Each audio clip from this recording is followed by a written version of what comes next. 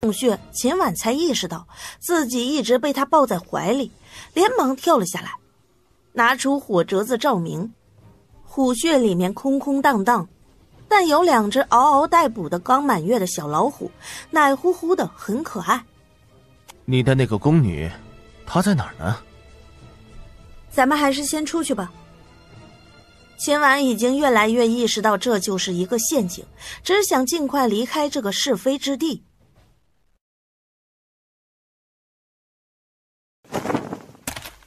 娘娘，您回来了。哎，你到哪里去了？奴婢去湖边打水来着，莫名其妙的被人打了一闷棍，之后就被装到麻袋里了。醒来的时候发现被扔到了柴垛里，奴婢大声呼喊，才有人来救奴婢。这一切果然是计。你去通知皇上，小芝麻已经找到了。是。是夜，他带着话走进了江北宇的营帐。这就是告诉我小芝麻被野兽叼走的小太监。徐公公，你看看，这是哪个宫的？皇上，此人并不是宫里的太监。查。是。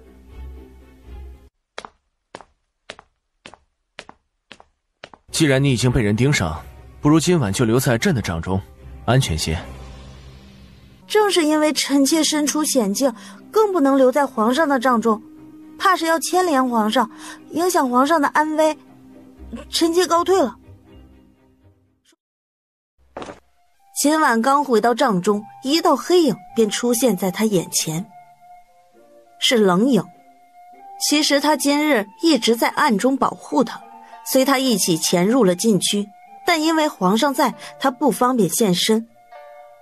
他已经查到了那个人。娘娘，那个太监是蒙族人假扮的。蒙族人？我与蒙族人无冤无仇，这蒙族人设计陷害我做什么？难不成就是因为我那日赢得了比赛，让蒙族人脸上无光？还是说有人和蒙族人勾结？江北宇显然也查到了，第2日便将此事告知于他。既然是蒙族人参与，臣妾不便干涉，此事全凭皇上作主。毕竟臣妾也没什么大碍，臣妾的侍女也没有受伤，皇上怎么处理，臣妾都没有意见。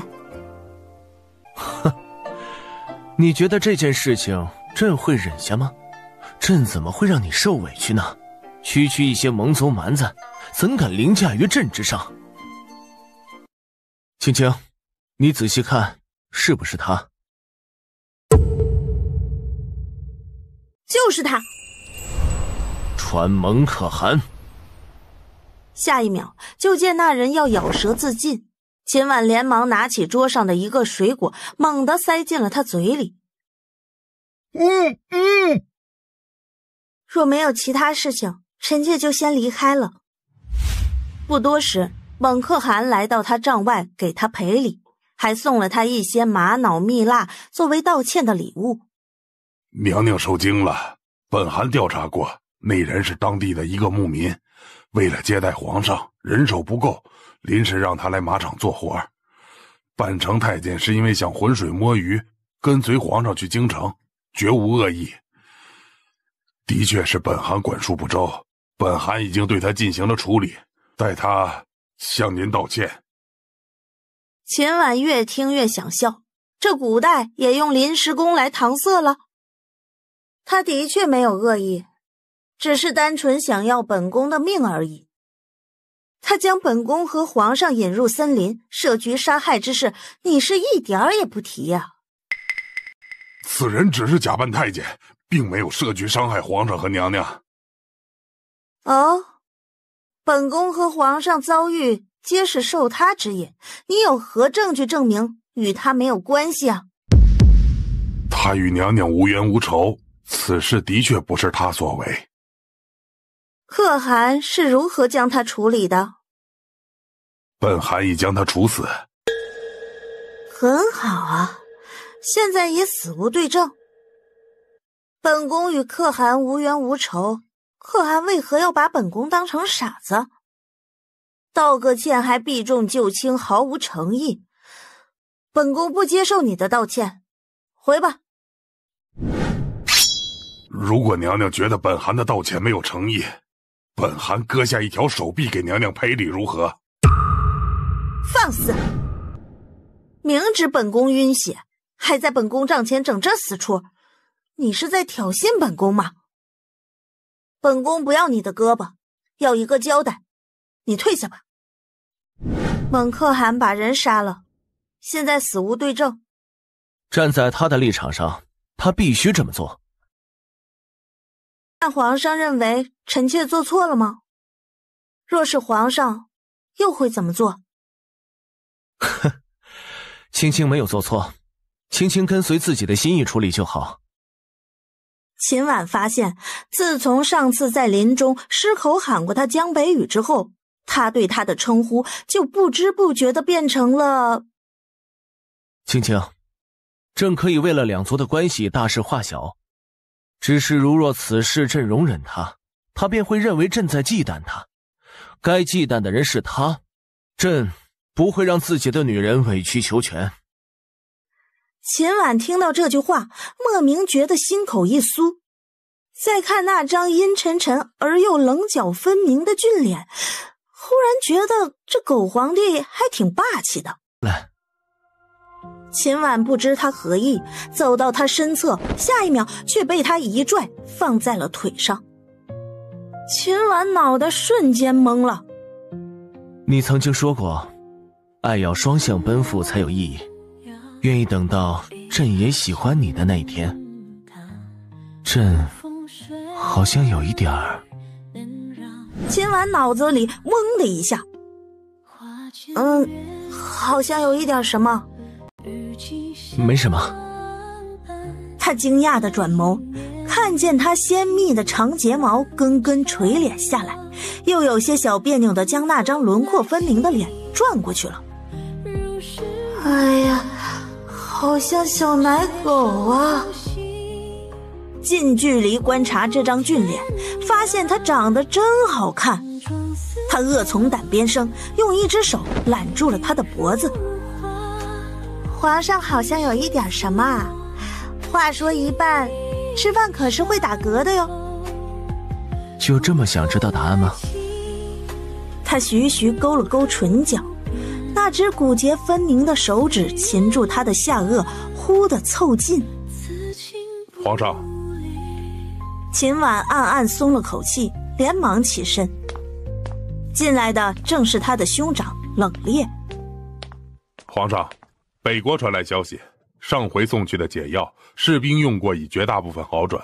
北国国君陆衡声称，两国还是当以和为贵，下月将派使臣来访。江北宇有些许的不悦，又很快压了下去，面容冷峻。想打就打，想和就和，这个北国国君当是在过家家吗？哼，谁知道他们又在打什么主意？如果皇上不想见，那微臣找个说辞拒了吧。不，朕等着他们放马过来。这是我侍女摘的，她昨个在湖泊旁发现好大一片野草莓，摘了好多，吃不完，根本吃不完。那多谢了，我最爱吃草莓了。他笑嘻嘻地将篮子接过来，半开玩笑地说了句：“嘿，不会毒死吧？”齐飞白了他一眼，直接坐下了，漫不经心地说：“听说皇上抓了个蒙族人啊？那这瓜你也在吃啊？”吃瓜？吃什么瓜？我没吃瓜。就是看戏的意思。我没有要看你戏的意思，我只是听说这个蒙族人之前在马场做事的。我在想，我之前比赛时选的那匹马忽然拉稀，会不会也跟他有关？为什么张飞的马好好的，我的马就变成了那副死样子呢？你是怀疑那个蒙族人是张飞的人？娘娘，皇上让您去主帐一趟，案子有新进展了。齐飞和秦婉对视了一眼，俩人一起走了过去。皇上，虽然本汗一时冲动杀了那个罪人，但是他的婆娘还在，方才经不住拷打，已经招供了。她婆娘说是一位宫女联系的她丈夫交代她做这件事的，似乎是一位娘娘的侍婢，余下的她什么也没有干，收了这钱就埋院子里了。皇上可以看，这是官银，我们蒙族一般用铜币和普通银钱，官银一年到头都很难见一次，所以这件事的幕后主使并非我们所为。皇上想要查出凶手，还是先内部自查吧。官银在蒙族虽然少见，但也不是一个都没有。以可汗的本事，想要搜刮到这些也并不难。谁知道你是否是因为想要推卸责任而故意找来这些官银呢？天地昭昭，绝不是本汗在说谎，如有半句虚言，本汗甘愿遭受天打雷劈。本汗只是不想皇上被蒙蔽，立刻将此事告知皇上。毕竟真正想要伤害冷妃娘娘的凶手还逍遥法外，可能再度威胁娘娘的安危。秦婉心想，不得不说，这个可汗还是有点口才的。这些官银会成为这个案子的转机吗？为了协助皇上找到真凶，本汗愿意献出10条猎犬。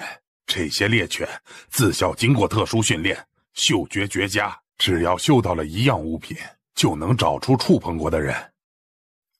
那可太好了，我手上有一些撕碎的布条，就是那人诱我留下的，就让那些猎犬嗅一下。这件事朕先依你所言，退下吧。是。不多时，蒙可汗就让人把猎犬牵了过来。江北宇也下令召集了昨日所有留在营帐的工人。命令才刚下达，这时门口的侍卫匆匆跑了过来。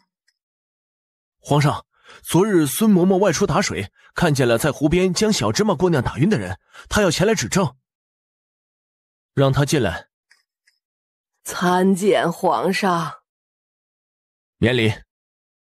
既然你看见了，为何到现在才说？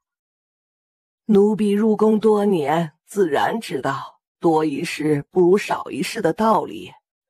可是此事已经牵扯到蒙族，奴婢的外祖母其实是蒙族人，两族之间多年来一直有纷争，好不容易近些年才平歇下来，百姓安居乐业。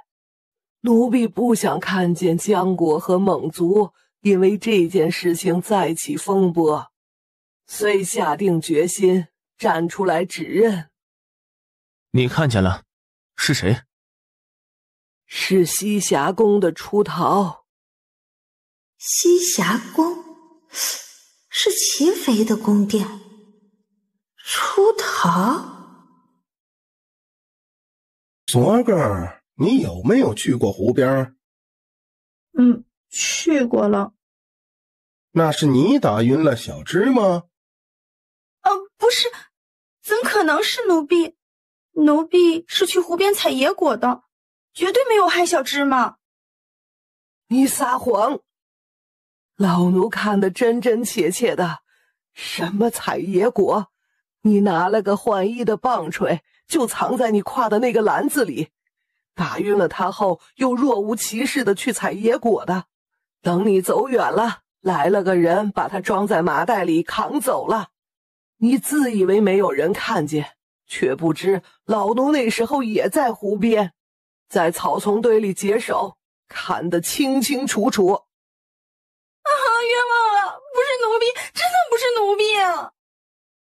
哼，少在这儿装可怜，不是你，那还有谁？这么说，昨日你也在湖边，谁知道是不是就是你干的？还反咬奴婢一口。秦婉捏了捏眉心， CPU 都快要干烧了。哎呀，这到底是谁呀？算了，爱谁谁，这鬼地方他是一天也不想待了，他要回家。又是你那位好姐妹呢，这一次你还是选择要相信她吗？臣妾不敢武断，到底还是要讲证据的。放狗吧。说完，10只猎犬牵了过来，秦婉给他们嗅了嗅昨日捡到的布条。还未等将猎犬牵到他们跟前，那10只猎犬竟直直地朝着出逃跑了过去。传齐妃。这件事儿尘埃落定，证明诱杀一事和蒙族人没有关系。蒙可汗松了一口气，无论齐妃是不是背锅侠，最终以他挨了10个板子降为齐嫔而结束。出逃也被逐出了皇宫。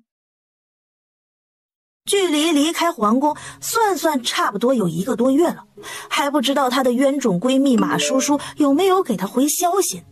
她带着手机迫不及待地去了江北宇的寝殿。这段时间跟他混熟了，不用等翻牌，通报一声就让他进来了。刚进门就收到了手机的新消息提示。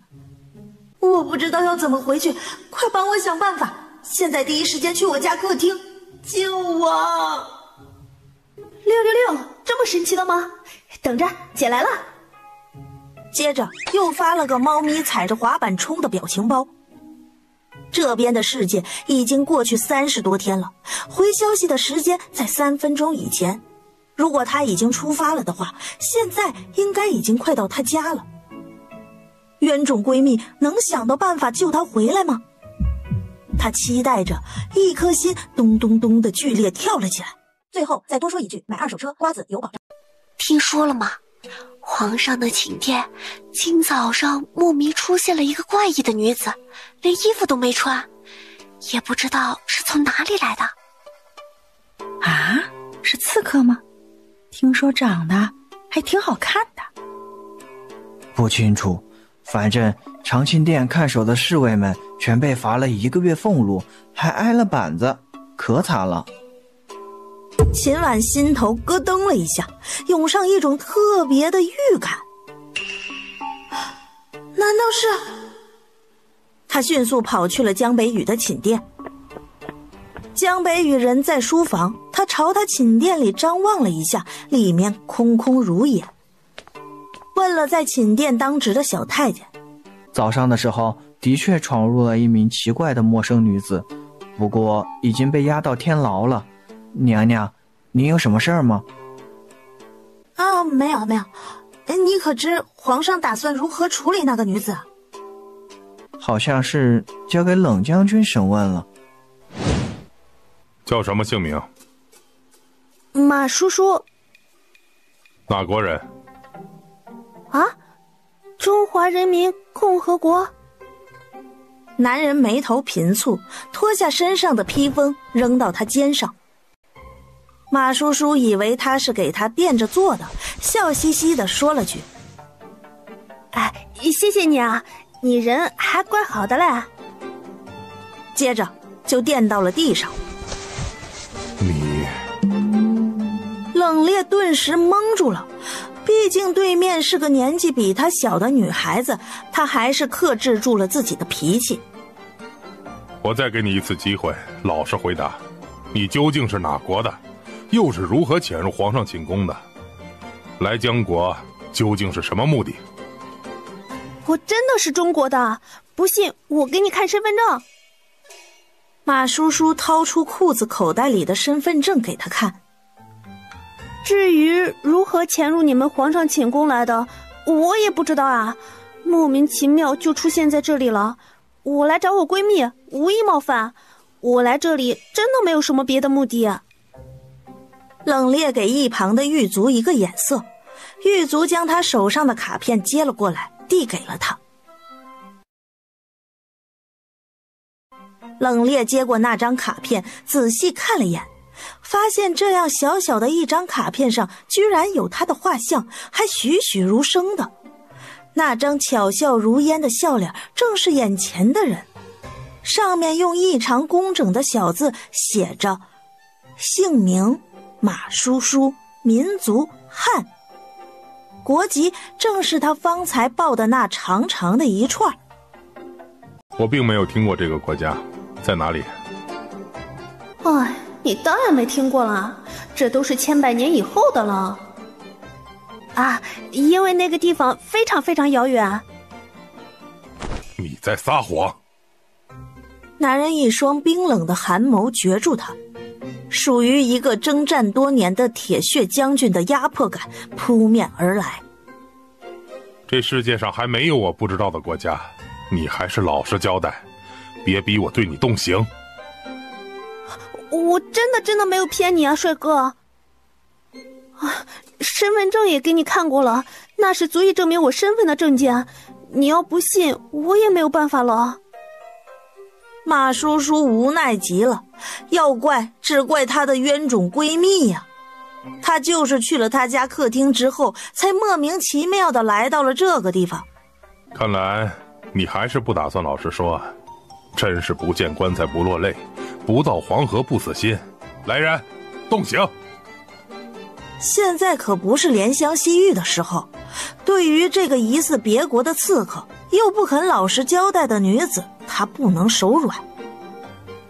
马叔叔，狱卒正将一个沾了盐水的鞭子从桶里拿起，正要朝他抽上去。啊，且慢！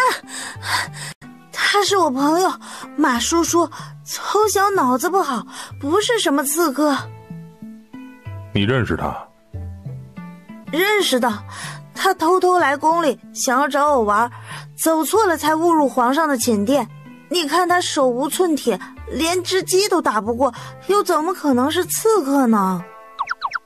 地上的马叔叔一点了点头，一双黑白分明的大眼睛湿漉漉的，无辜的像只小奶猫。此事我需禀明皇上，可是他既然是来找你，又是如何混入宫中的？秦婉的小脑袋瓜飞速地转动着，考验闺蜜之间默契度的时候到了。昨日皇上秋收的大部队归来，我偷偷爬上了一辆马车。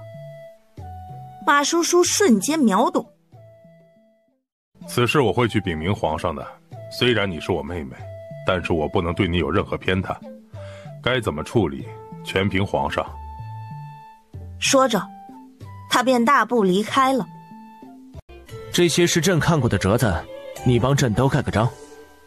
秦婉拿起章就麻溜的盖呀，盖了一本又一本，却见案几前的男人专心致志地批着奏章，压根儿就没有要搭理他的意思。哼，好家伙，这原来是把他拉来干苦力呀！盖了差不多一半多了，他的手都有些酸疼了，终于忍不住开口：皇上，这天牢中有一名女子，是臣妾的朋友，她为了见臣妾，偷偷进了宫，不小心进了皇上的寝殿。臣妾以项上人头担保，她绝对不是坏人，可否请皇上将她放了？你觉得朕的皇宫是菜市场，想进就进，想出就出吗？还是觉得这段时间朕太过宠你，在朕面前你可以恃宠而骄？秦婉的瞳孔微微一缩，他没想到开口求江北雨竟然是这样的结局，难怪他先前什么都不说，是将掌握主动权这一套玩的是明明白白的。这些是朕看过的折子，你帮朕都盖个章。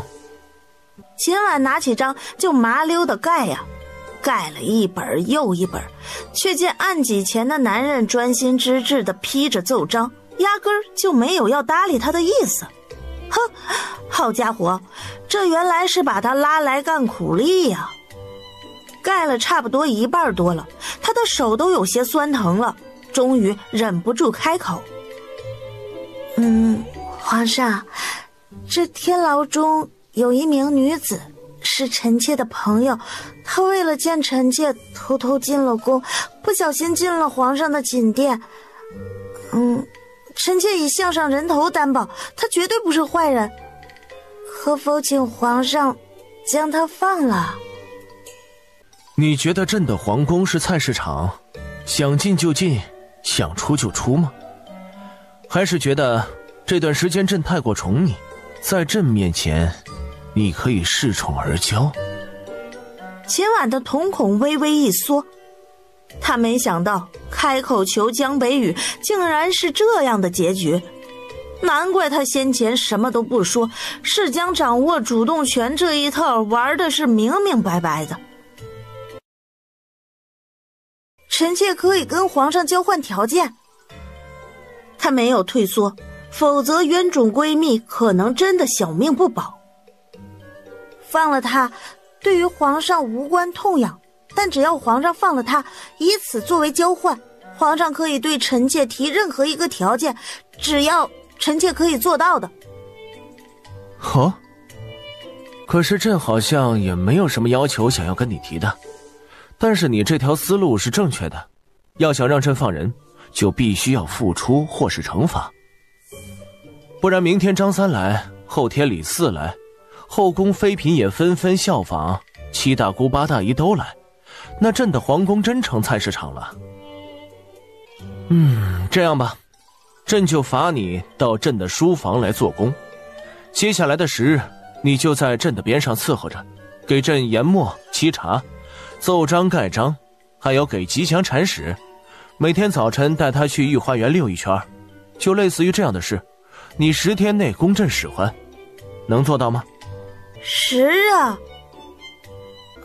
能不能5日啊？15日。啊，好，10日就10日。等10日满了之后，朕就放他出来。叔叔，这些都是御厨做的，快尝尝，我让他们做了你爱吃的菜。哎呀，秦婉，我不想吃菜，我想回家。这都是些什么鬼啊？为什么我来你家客厅就穿越了？还有啊，别人穿越都是当公主皇后的，我穿越开局就进牢房，还被那个凶巴巴的男人审问，什么鬼啊？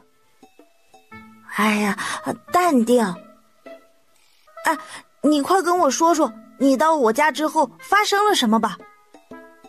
我刚进门的时候还是好好的，就是听你说了那幅画什么的，我就走过去了，我就直奔那幅画，结果发现那幅画里居然在发光，就像现在网上卖的那种灯光画一样的。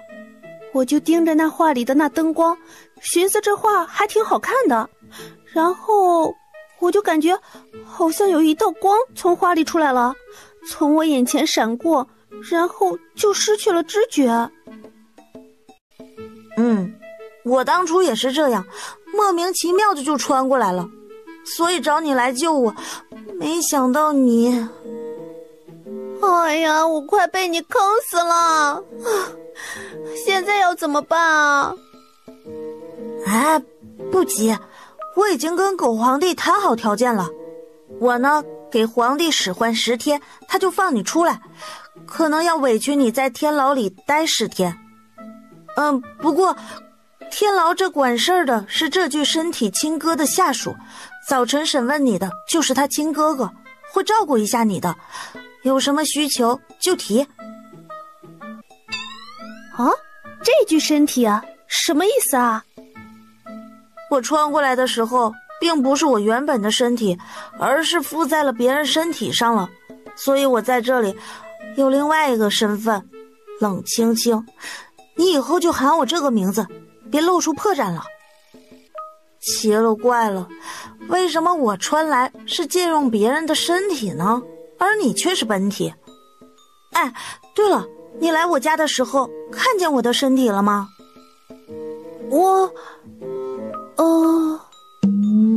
马叔叔顿时愣住了，他努力回忆着。我好像没有。秦婉顿时懵了，那他的身体到哪里去了呢？马叔叔拉住了他的手腕。婉婉，我们还能回去吗？还能吧。一天没吃饭的马叔叔拿起筷子戳了一个小笼包，还没放进嘴里，脑子里就开始自动播放了一个 BGM。 他嘴巴一歪，哇的一声哭了出来。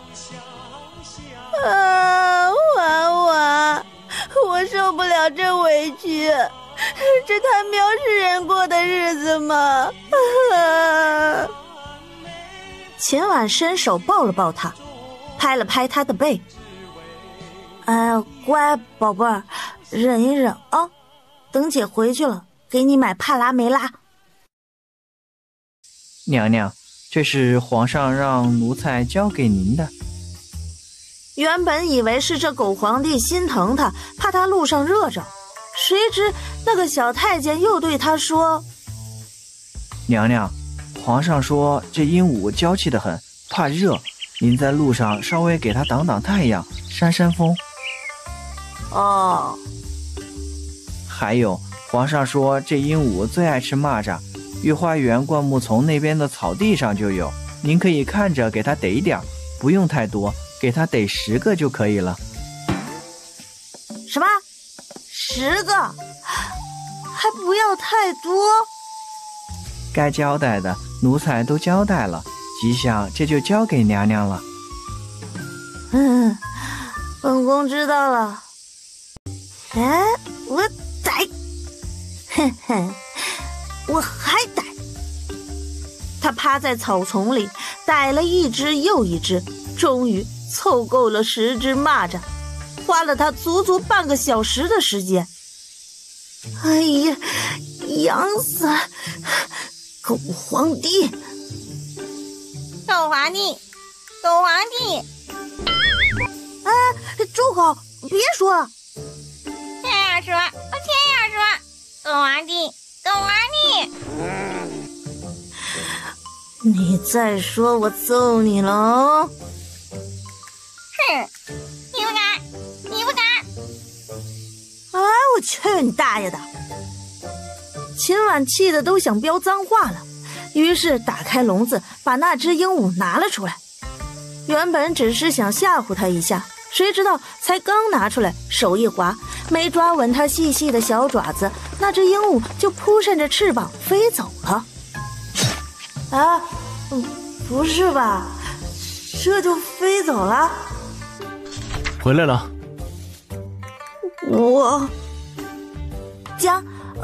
皇上，我想跟你说个事儿。吉祥他怎么了？对不起，吉祥被我一不小心放飞掉了。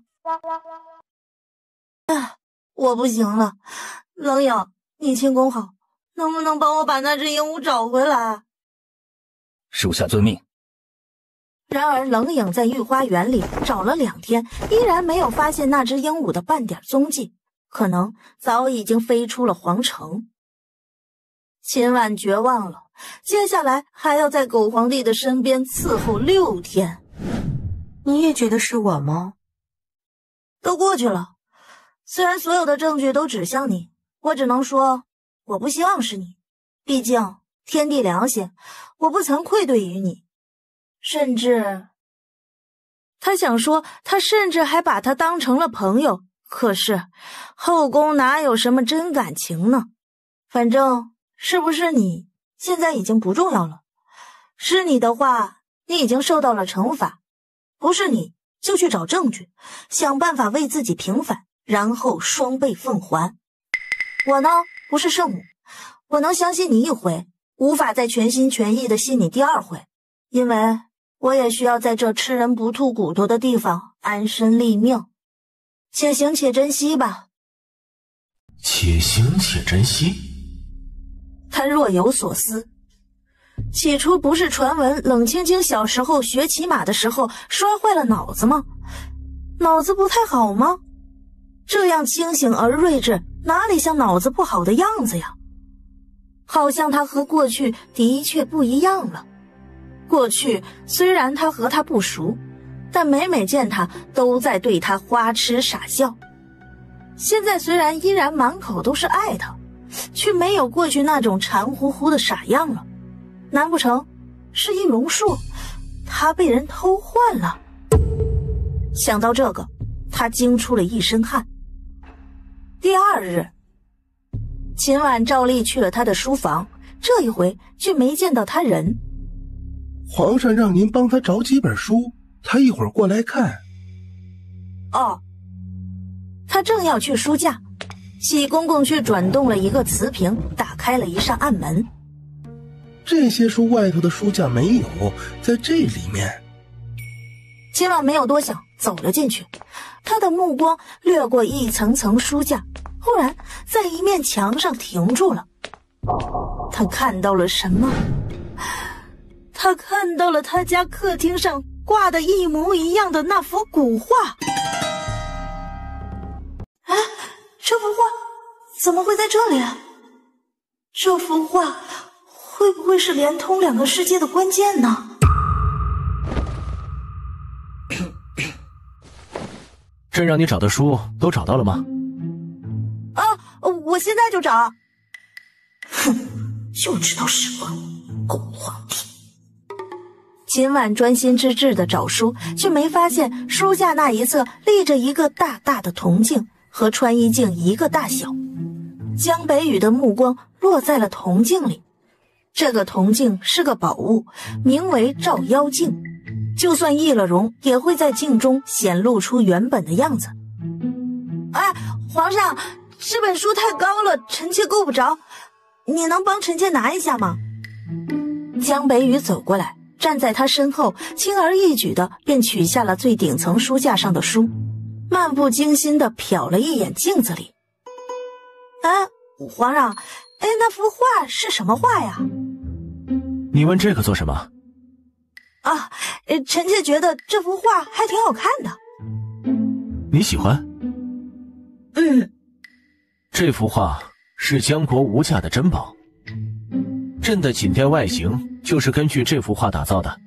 此画里有开国时几个大师做的风水局，能保江国国运昌顺。秦婉一听，心凉了大半截。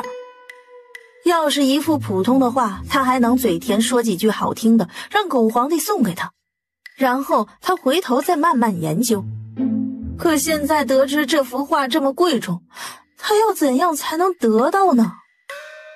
在朕立后前，这幅画必须藏着，待朕立后之后，这幅画就要挂在皇后的寝殿里。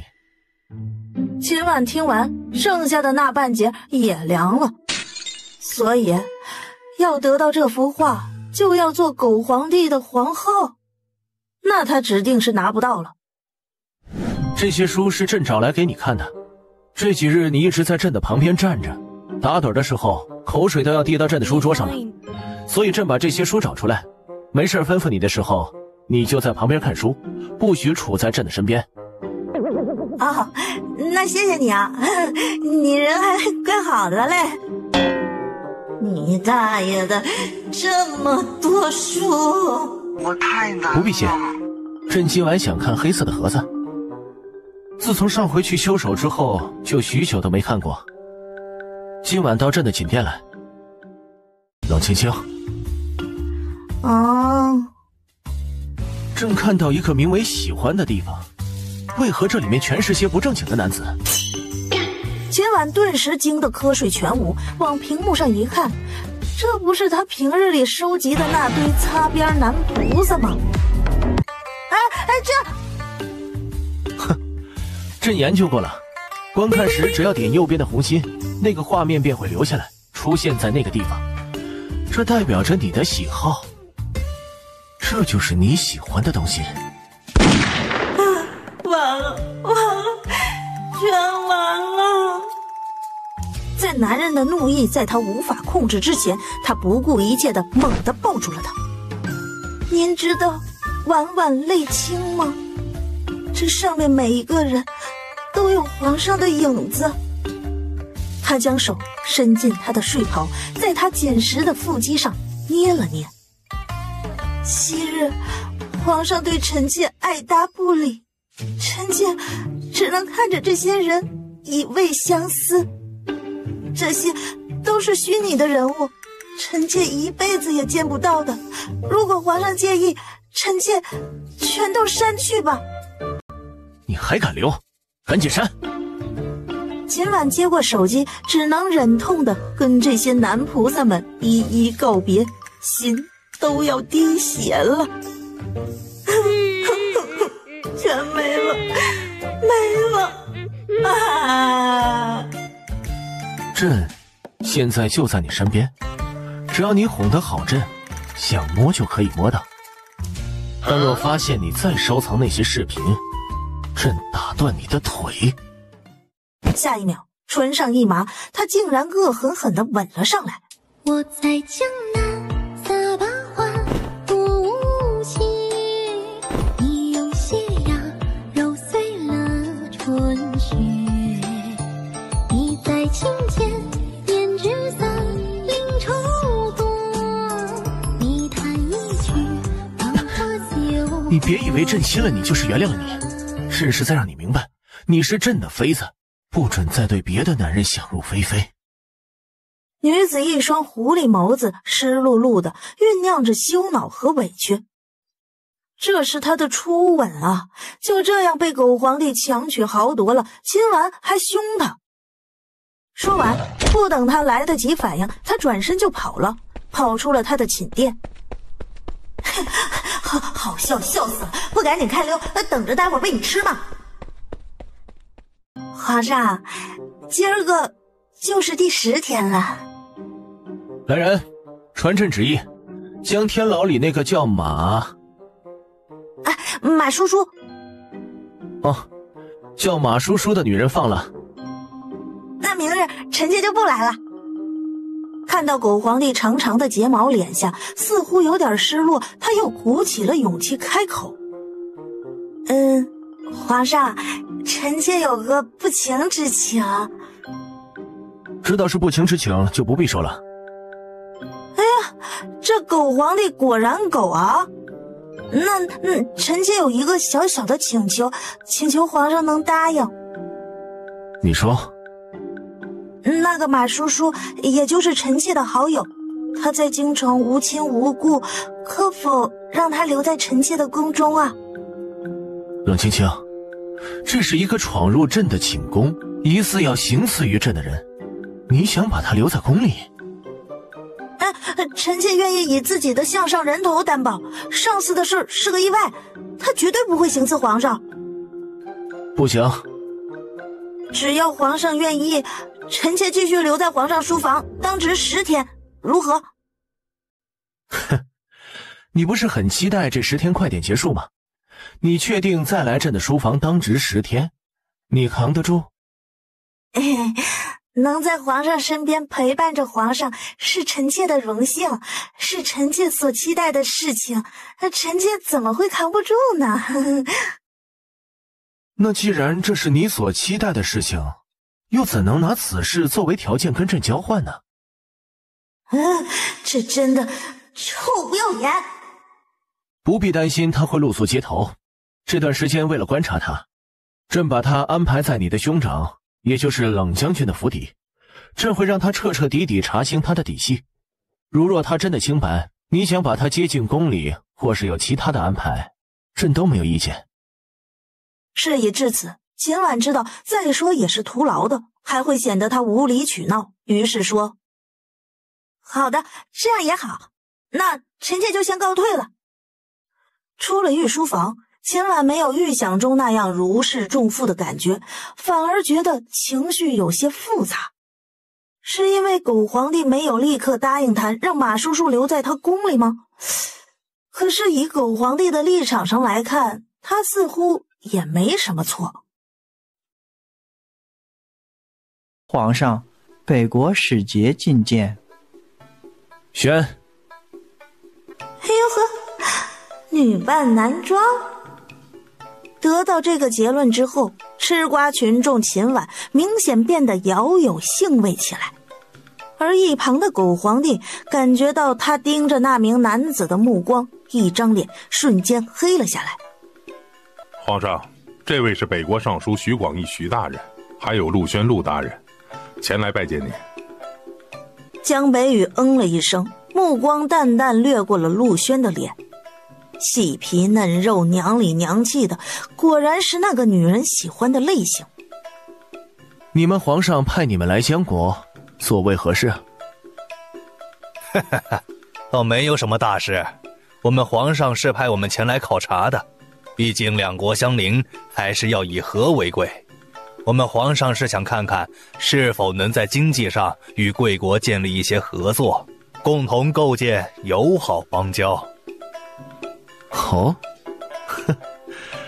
这几年你们每年派来的细作，没有几千也有数百，朕还以为你们早将一切都了解透彻了，怎么还派你们来多此一举呢？自皇上登基以来，派往贵国的使节只有我们，这些事情臣闻所未闻，想必是有什么误会。无妨，就当是朕误会了，反正多你们几个不多，少你们几个也不少。你们来一事，朕已知晓，朕会派人全程协助你们考察的。虽然过去发生了一点不快，我们皇上也是诚心诚意的想要和贵国交好的，不然也不会千里迢迢的派我们来这里。朕知道，如若不然，你们现在也不会活着站在朕的面前了。冷将军，劳烦你将这几位北国的客人安排到行宫。你……那皇上，我们就先告退了。诸位大人，这边请。人都走了，还念念不忘呢。皇上，可觉得此人有什么异常？朕可没有两眼睛一直盯着人家看。果然呢，这是直男察觉不到的。你察觉到了？臣妾察觉到了。臣妾察觉到，皇上吃醋了。娘娘，属下寻遍了京城的花鸟市场，没有寻找到类似的玄凤鹦鹉。属下打听了一下，皇上原来的撵池是极品，当初花了近1万两。多少？什么？1万两？那个狗男人花1万两买只破鸟？不过属下还有个好消息，属下这段时间其实一直让人在寻找这只鹦鹉，今日有人告诉属下在御花园里见到了，应该是没飞走。这是鹦鹉幼时果，能散发香气，引它前来捕食，将这个放在诱捕笼里，看能否将它抓住。你还敢来？秦婉笑嘻嘻的从身后拿出一个笼子，里面就是那个嫩黄的小鹦鹉。那你怎么证明是朕的那只啊？来，快点，给你家主子问安。狗娃你，狗娃你。空气再次凝滞。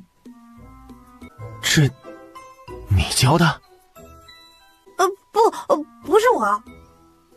秦婉真的没想到，为什么他只说了一次，过了10天他都还记得。不是你还能有谁啊？是他自学成才。秦婉福至心灵，最后一次模仿这只鹦鹉的声音喊了一声：“皇上吉祥，爱您爱您爱您。”然后撒腿就跑，回到寝殿已是气喘吁吁。冷影立刻上前：“娘娘，您让属下去查的事，属下去查了。如何？北国的确有几位18到20岁的公主，最受宠的那个叫做陆宣，今年19岁。陆宣，哼，不知这位娇贵的公主殿下来江国是所谓何事呢？气死我了！这江国皇帝他算哪根葱？我们千里迢迢的过来，就这样对我们，简直是门缝里看人，把我们看扁了。公主息怒，小心隔墙有耳。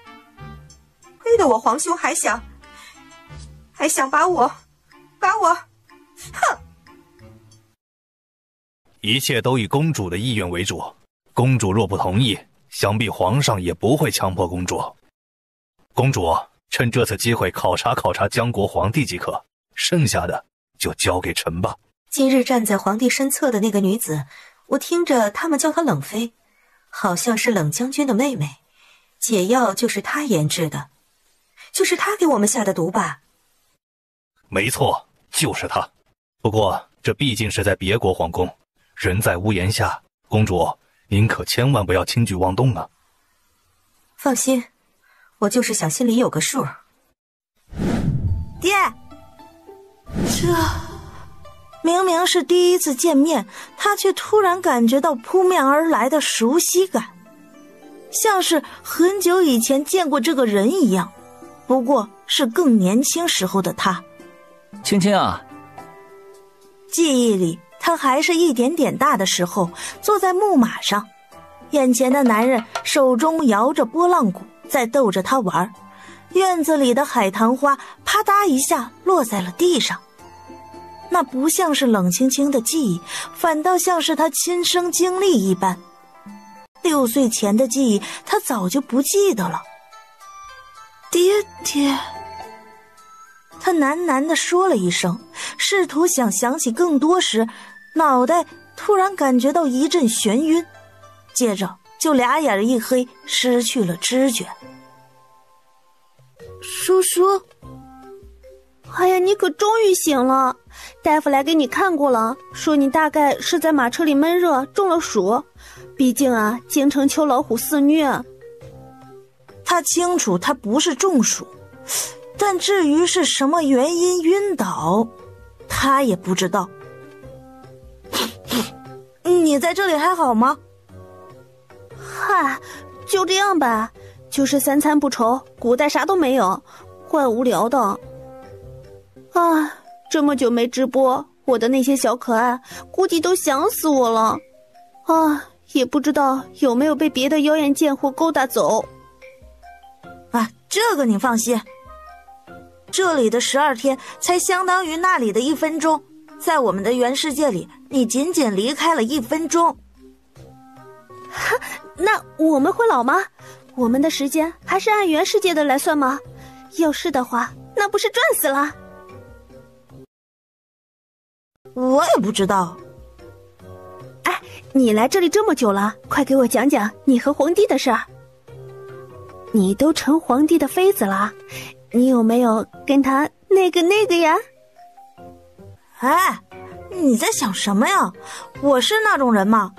我会在这个莫名的朝代里，就算成了妃子就会失身吗？做人要有脑子的好法。哎呀，反正这也不是你的身体啊，你就不想体验一下？母胎 solo 这么多年了，反正原主是皇帝的妃子，跟他做也是名正言顺、水到渠成的事儿。好你个碎嘴子，我打烂你的嘴！这时冷冽刚好端着药从外面走了进来，敲了敲门。青青，喝药了。我来喂吧。哎呀，冷将军真是心细如发呀，心疼我家青青还放甜枣。马叔叔夸了一句。社牛马叔叔当年有个外号叫做撩遍3界。青青什么时候成你家的了？青青是我妹妹，和你有什么关系？哥，她是我姐，我们结拜了。是的呢，哥哥。你别乱叫。没有呢，你是青青的哥哥，4舍5入也是我的哥哥呀。秦婉自己把药一口闷了，然后把那颗蜜枣塞进了马叔叔的嘴里。哇，好吃啊！看着青青宠他的这个样子，冷冽无奈，决定爱屋及乌。厨房还有，要不要再给你拿点儿？好呀，谢谢哥哥，辛苦哥哥了。叔叔，你说既然是我占据了冷清清的身体，那冷清清现在在哪里啊？哎呀，你这样子好看啊！等会儿啊，别动啊，我给你拍一张。啊，你的手机也带过来了？马叔叔先是给他拍好照片，才说：“是啊，还好啊，当初跟你一起买的太阳能充电款，不过也没用，这又没网，啊，就跟废铁一样。”狗皇帝的寝殿有，连的还是我家客厅的。什么？你家客厅？哎，我家离你家不远，你说有没有可能我也找得到我家客厅的 WiFi 啊？这，要不你试试？我手机上安装了万能钥匙啊，就算没有我家的，也可以看看有没有别家的。马叔叔打开了设置，开始搜索了起来。然而，打开无线局域网，底下却是一片空白。哎，他不信那个邪，端着手机继续搜索着。哎，有了，猫晨晨猪脚饭。一开始只是极其微弱的信号，他循着信号朝着一棵枫叶树下走去，然后攀上了那棵树的枝头。啊，这里信号强一点。他利用万能钥匙开始破解。秦婉看了眼，他坐在树杈上，对面好巧不巧的就是他哥哥的书房。此时坐在树杈上的大冤种正对着窗户，冷冽在窗户里换衣服，正准备出门了。快吃晚膳时，冷剑锋才出现，还带了客人。然而在他宴请的宾客中，秦婉却发现了一张熟悉的面孔。这位是从北国来的陆公子。见过了，想不到陆大人居然跟家父也认识。皇上派在下前来考察，寻求合作的机会。冷老爷又是江国商会里的翘楚，自然要拜会一下的。今日与冷老爷交谈，收获良多。不知陆大人想要和家父合作些什么呀？目前还只是在洽谈阶段，因为具体的我还要禀报皇上。陆公子想要进一批铜炉和铁锅？哦，铜和铁？啊，这些都是制作兵器的重要材料啊！该不会是北国的铜和铁都炼兵器炼掉了，所以需要向我们进口了吗？接下来该不会还要拿这些铜炉和铁锅炼兵器吧？冷妃娘娘多虑了，我们北国人喜欢吃火锅，我就是听闻江国的铜炉火锅炖肉香，才打算引进的。既然冷妃娘娘心存疑虑，不合作就是了。青青啊，多吃点菜，你爱吃酱牛肉，爹爹呀特地吩咐厨房做的。嘿，谢谢爹。江国果然不一样了，在我们北国，家中之事女子从不干涉，尤其还是出了嫁的女子。哼，那你回你的北国去呗。这位是冷家的人，我也是来做客的。不过呢，我知道来做客就要有客人的样子，哪有在人家主家家里品头论足的呀？冷剑锋的脸色尴尬了起来，不过面对同样是客人的马叔叔也不好开口。哎呀，叔叔，吃你的饭吧，吃饭都堵不上你的嘴吗？陆轩显然更生气了，又不好发作。哦，我说的是我们北国，冷妃娘娘可不要误会了。不会。酒足饭饱后，陆轩从餐桌上起身。娘娘打算回宫了吗？我正好也打算回行宫，不如一起吧，刚好顺路。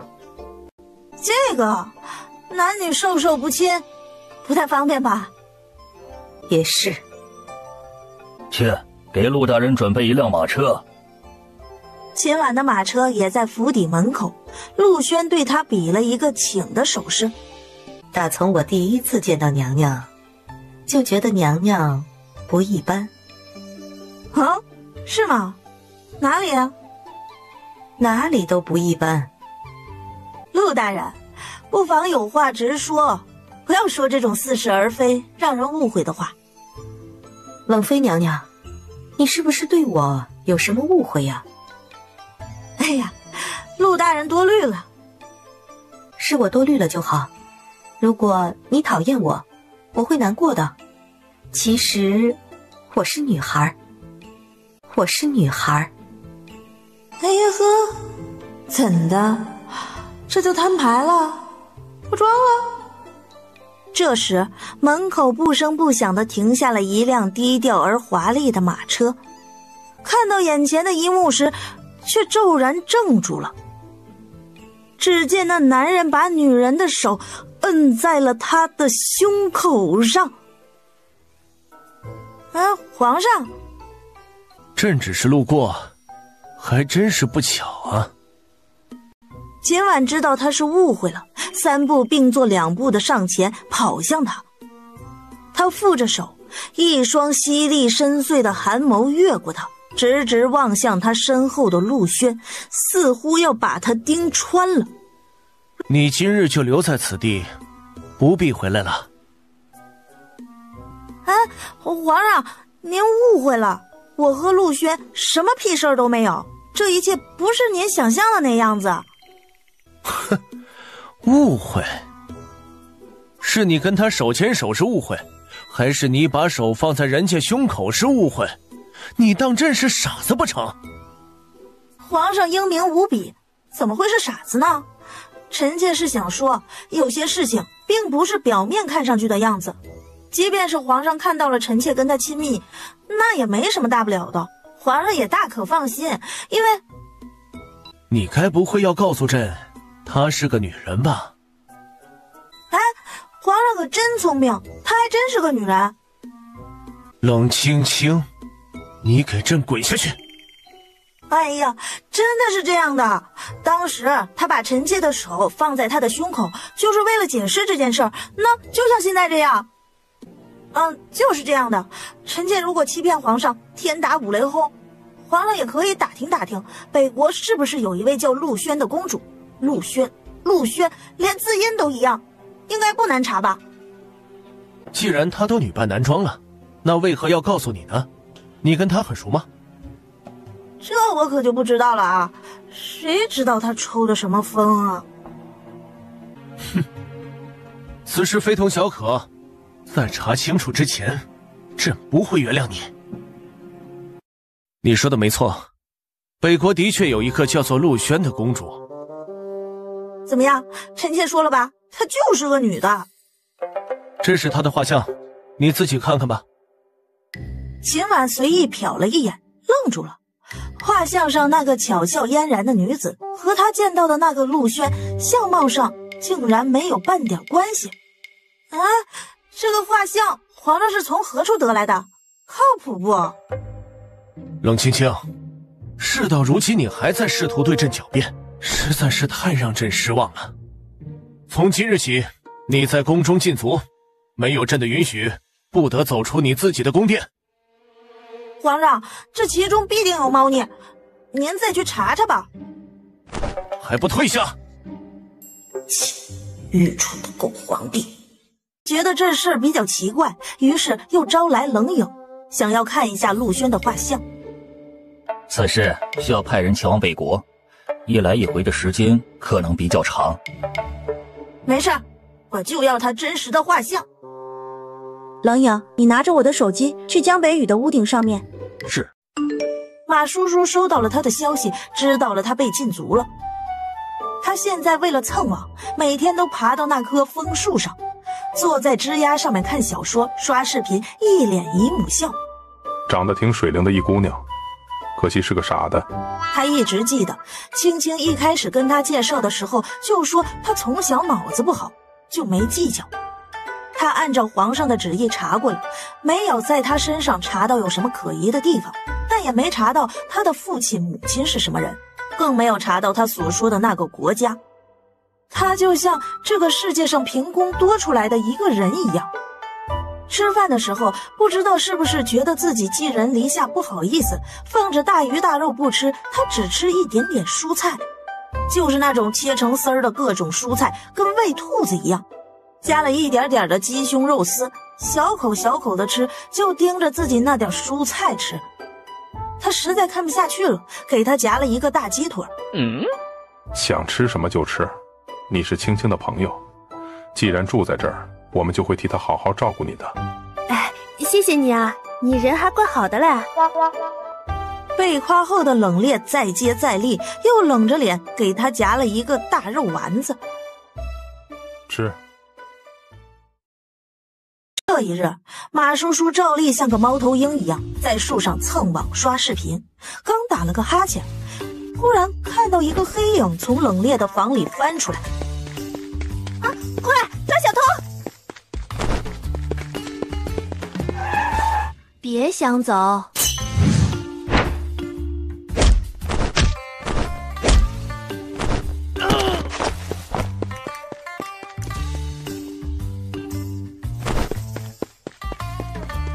给我追！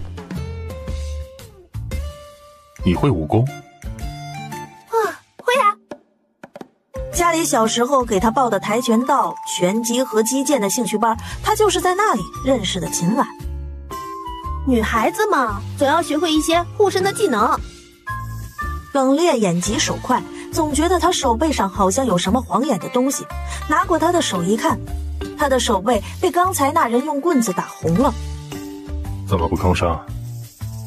哎呀，过几天就好了，没事儿。去上点药。啊，喂！到了书房，他给他的手背上撒上药粉，他一声也不吭，让他忍不住多看了他一眼。给你上了点活血化瘀的药，手背上很多重要的经络，可别小瞧了这点伤。哎，哥哥，想不到你还挺会关心人呐。哥哥，你人真好。冷冽一抬头，看着他一双璀璨而皎洁的眸子亮晶晶的，忽然有些无所适从，不敢看他。那些药需要揉开才能化瘀，他低着头，两只手握着那只白嫩的小手，在他手背上轻揉着。马叔叔最喜欢看着正经人被他撩得不好意思的样子。哥哥，你上药就上药呗，怎么连手都摸上了啊？他直勾勾地看着冷冽，虽然表面上看着还是人如其名，看上去冷冰冰的，可是耳朵尖已经微微在泛红了。这个不揉开就没有效果的，你忍耐一下。啊，没有不舒服啊，只是觉得哥哥的手好暖呀，一被握住就很有安全感。说着，他翻转了一下小手，反握住了他的，还用拇指在他手背上轻轻蹭了一下。不知道谁今后能有这么好的福气得到哥哥呢？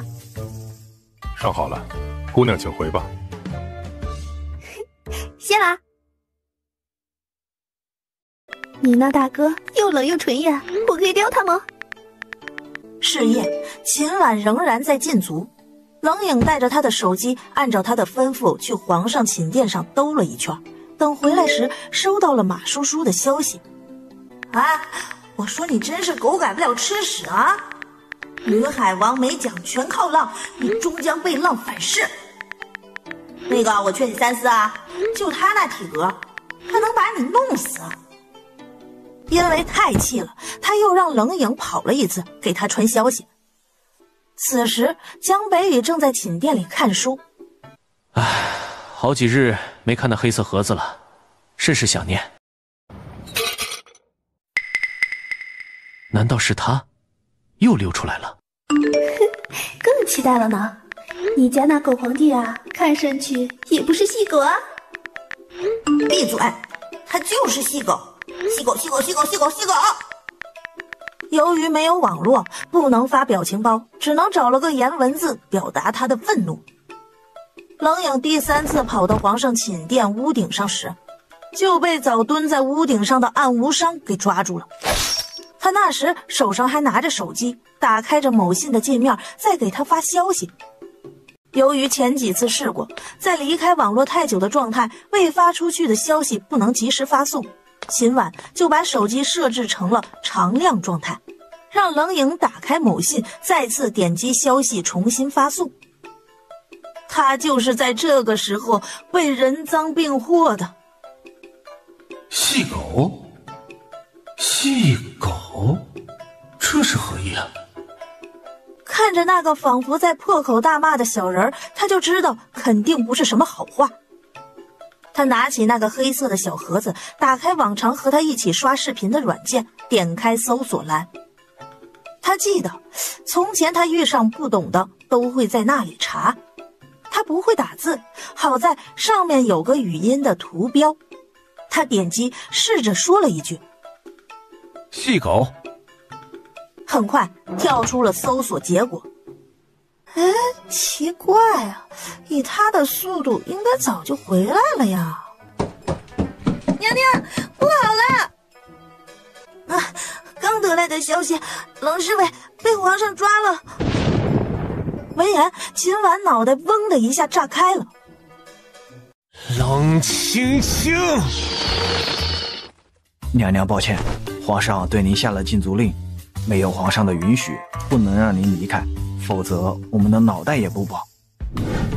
娘娘，这里也是不允许出去的，娘娘恕罪。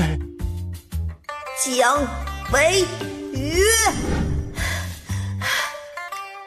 真想捏死他！这狗皇帝把他拿捏的透透的，而且一定是故意的。怎么办？手机里可全是他的清白呀！此时，江北宇面无表情地望着那个黑色的小盒子，他的心情已经从最初的愤怒转化为平静。他开始认真地研究起了面前的这个小盒子来。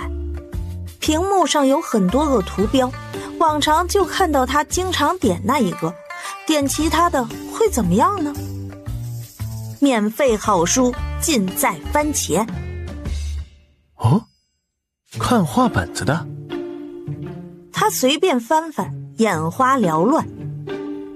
哼，不用纸不用墨，竟然能将如此多的书汇聚在一起。神奇，神奇。接着退出来，又点进去一个，是卖包的。这些包的外形与京城大街上所见风格迥异。再看售价，个十百千，不知道往后拖了多少个零。他眉心微皱，不感兴趣，又切了出来。看到一个菊花形状，显示名为照片的图标，他喝了口茶，刚准备点进去，这时手机突然发出一阵奇响。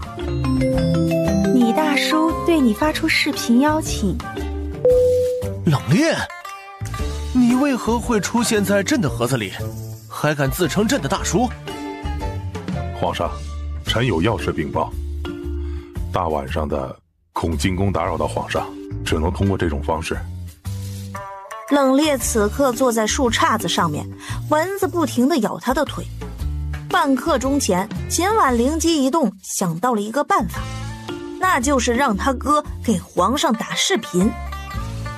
犹记得之前好像只剩2格电，只要将电量耗尽，手机自动关机就行了。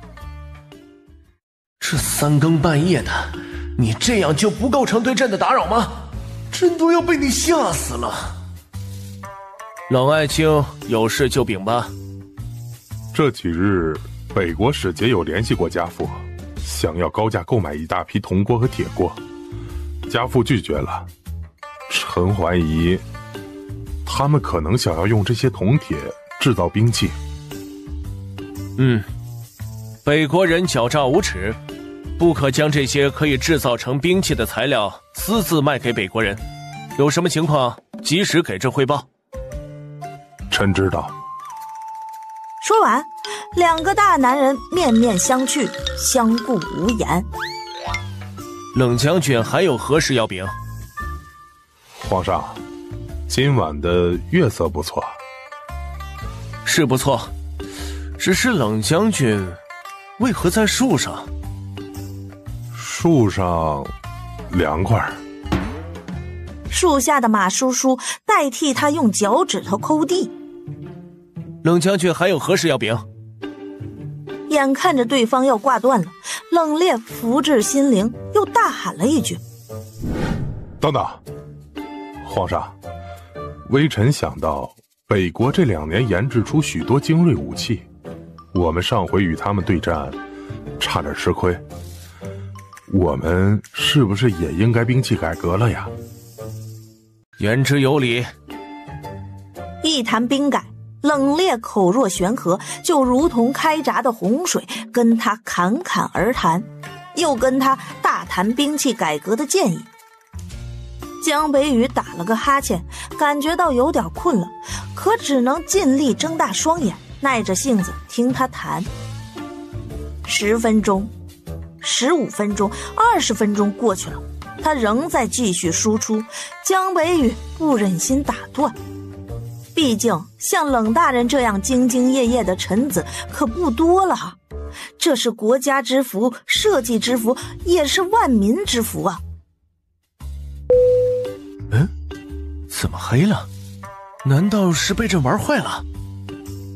他下意识的心里咯噔了一下，忽然想起冷飞之前说的要没电了。这电不电之类的话，他推测这个电应该是维持这个黑色盒子运转的能源。忽然间他恍然大悟，这个该死的诡计多端的女人，怪不得这个冷冽平日里少言寡语，怎么今晚突然找这聊天，还净扯些有的没的。哼，看来那个女人很怕朕查这个黑色的盒子，这里面到底有什么秘密呢？下朝后，江北宇折子都没劈，再次琢磨起这个黑色的盒子来。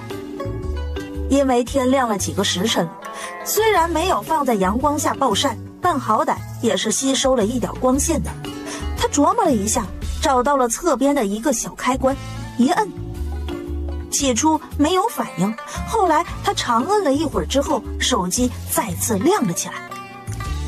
他还是有些开心的，不过等到手机正常开启之后，他发现提示他输入密码。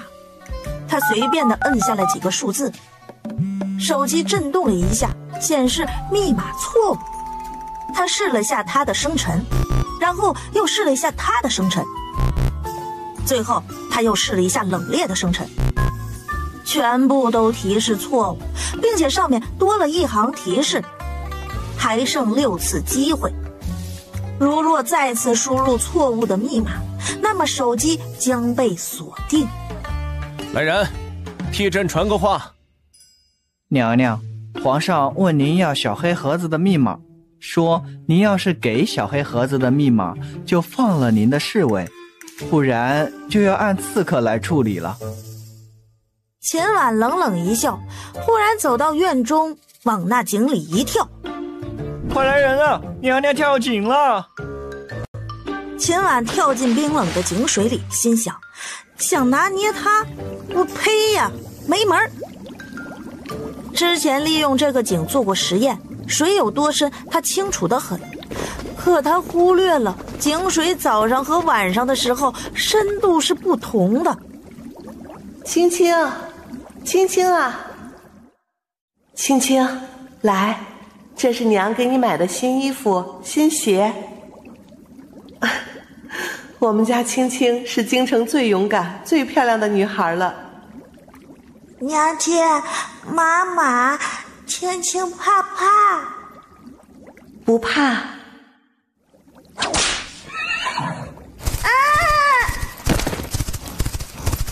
皇上，娘娘已经脱离危险了。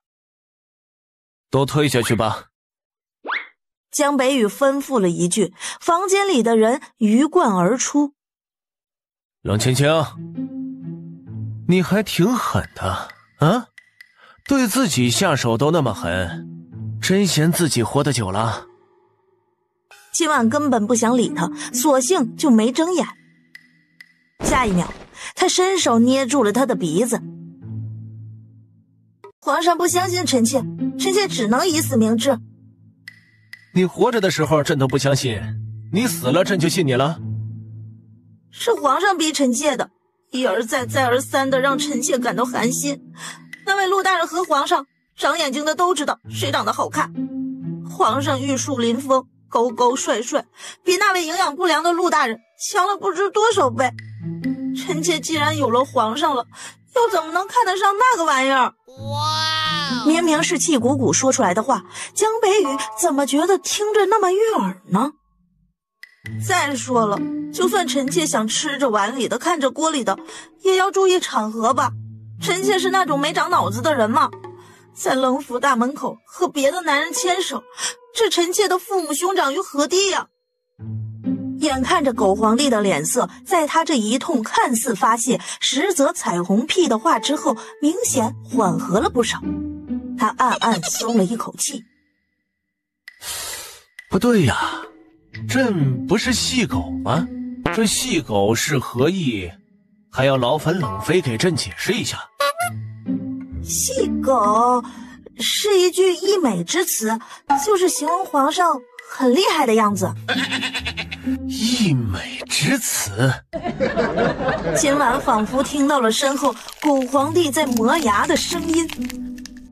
冷妃，你是懂夸人的啊？朕信你个鬼啊！要不是朕自己查过，就要被你骗了，你个小骗子！皇上，药煎好了，送进来。起来，把药喝了。秦婉顿时有种乖大郎把药喝了的那种感觉，仍然背对着他瑟瑟发抖，一动不敢动。冷青青，非得朕喂你吗？哼，臣妾哪里来的福气能喝上皇上喂的药啊？快喝，不喝就要凉了。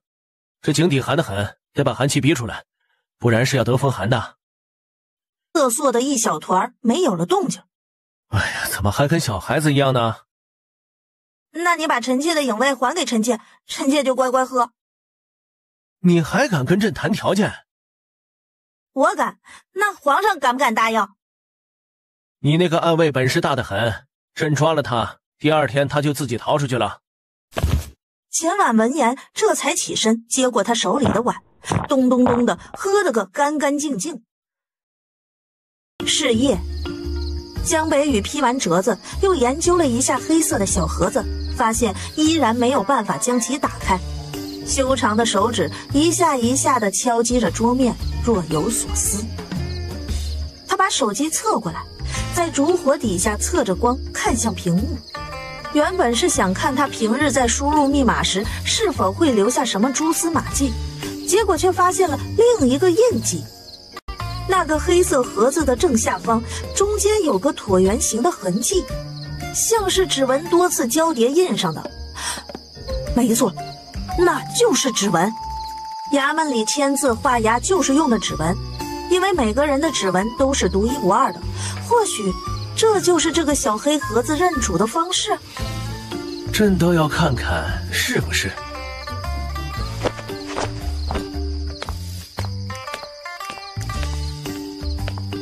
爱妃身体感觉如何了？好多了，臣妾没事了。他觉得有些奇怪，怎么今日感觉狗皇帝看上去怪怪的呢？尤其是那副似笑非笑的样子，总觉得憋着什么坏屁呢。哦，那朕给你把脉看看。皇上，你还会把脉呢？略知一二。行啊，小样，挺厉害呀。他没有防备，朝他伸出手。江北雨握住了他的手腕。起初，狗皇帝还是真的在认真的把脉。忽然，一个黑的盒子从他的袖子底下悄无声息地探了出来。趁他不备，以迅雷不及掩耳之势将他的大拇指往上面一压。我靠，这狗皇帝！爱妃果然已经无碍了，这样朕就放心了。那爱妃好好休息，朕先走了。哎，皇上你等等！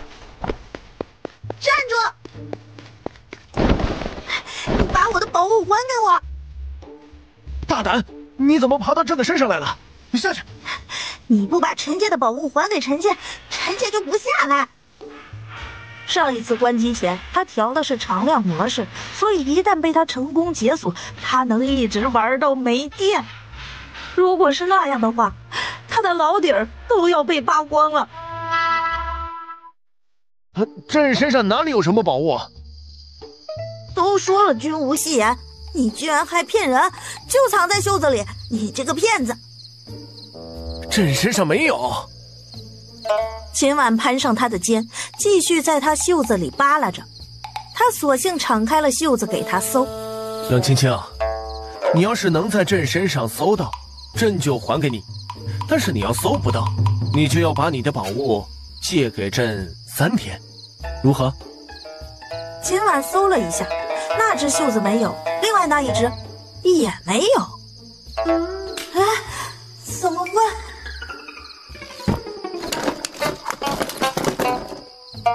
怎么会这样？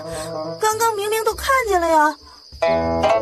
他心有不甘，再次在他身上仔细地摸索着，连腰带底下都没放过。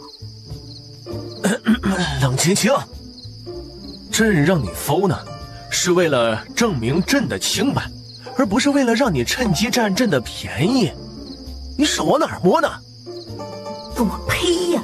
你可省什么狗皇帝，还清白呢？你可有个狗屁的清白！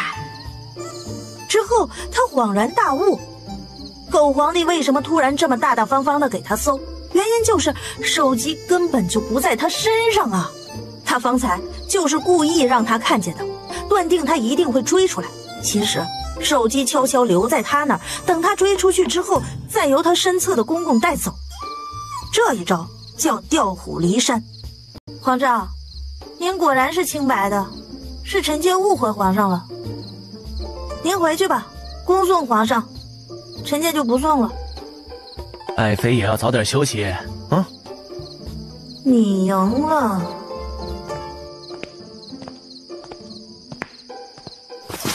娘娘，给您。你抢回来了？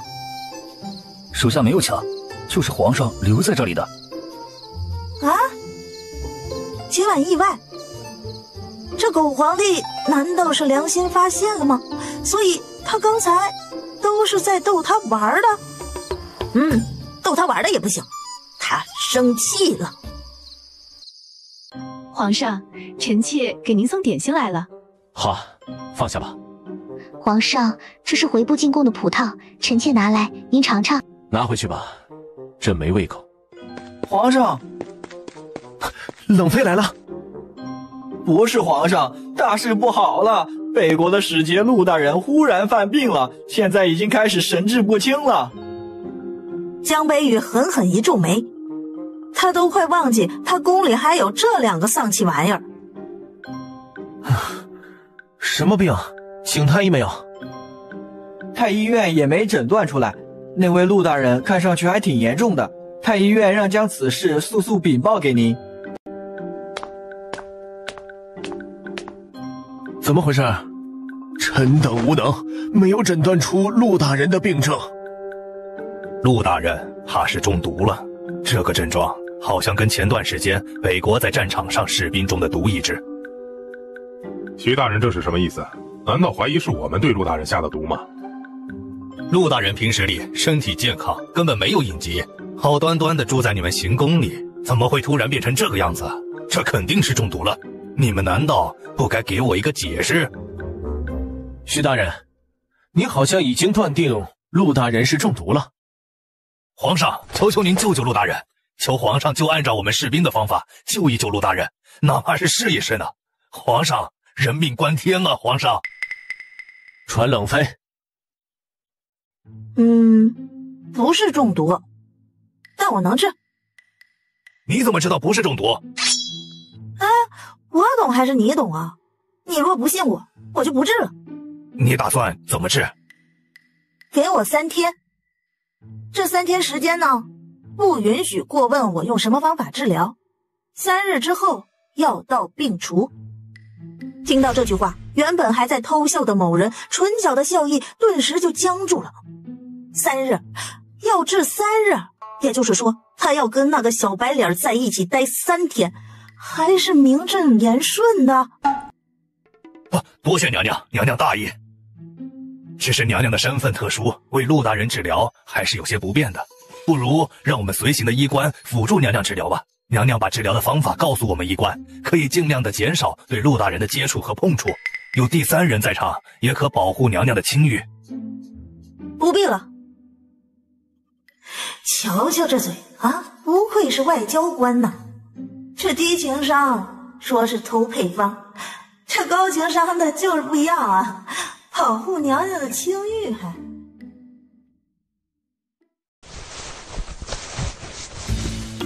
来人，把本宫的银针拿来。娘娘，您还会针灸啊？不会啊，刚学的。他学针灸不是为了学怎么扎针，而是怎么避开此穴。此刻他就是容嬷嬷附体。秦婉取出一根银针，朝底下躺的人啾的一下扎了下去。因为疼痛，他的上身明显拱起。秦婉将准备好的一团麻布直接塞进了他的嘴里，这样外面就听不到他的声音了。哎，你看，这还是有点效果的。方才一动不动的人现在会动了。娘娘，你好厉害呀！哎呀，一般般吧。这下一针，下一针我看看扎哪里呢？啊，涌泉，哦，脚底啊。躺着的人再次一颤，又一针下去，他还是憋住了没动。秦婉看着就生气，不就是仗着他们人在江国，江国要为他们的死活负责吗？哼，你看我扎不扎你就完了。哎，娘娘，我看一般人针灸都会把针留在上面，你怎么没有留针啊？嘿嘿，不好意思，我忘了。再来。躺在床榻上的人终于忍不住了，似乎为了抗议，开始猛烈地打起了摆子，试图阻止他扎针。秦婉一看，哎呀妈呀，影后啊，这要穿在现代，那奥斯卡得拿到手软了吧？看来陆大人对针灸过敏啊，那本宫只能换一种方法了。来人，把本宫的药罐子拿来。秦婉吩咐了一声，这时立刻有工人端来一个药罐。认得这些药吗？奴婢好像看到了蝎子、蟑螂、蜈蚣，还有一个不知道是何物。紫河车。啊，紫河车是何物啊？就是胎盘。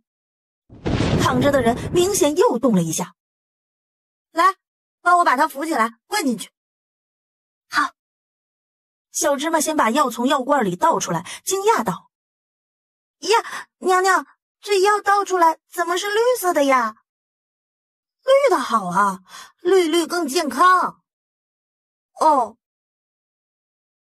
小芝麻把陆轩扶起来，秦婉手上拿着药碗，摘掉他嘴里塞的纱布，正要往里面灌，眼前的人突然猛烈的开始咳嗽了起来，边咳嗽边抽搐。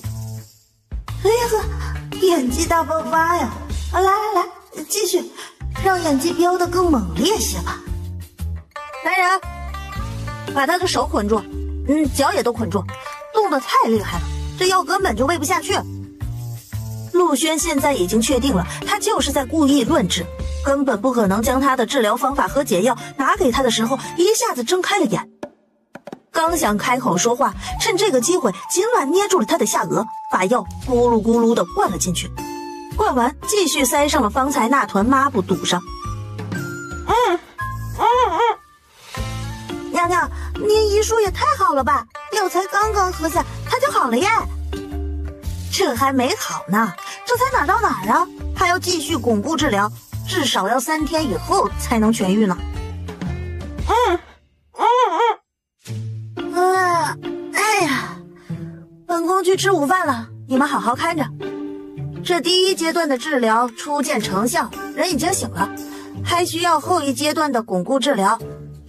对了，这是秘密治疗，谁来了都不允许探望，听见没？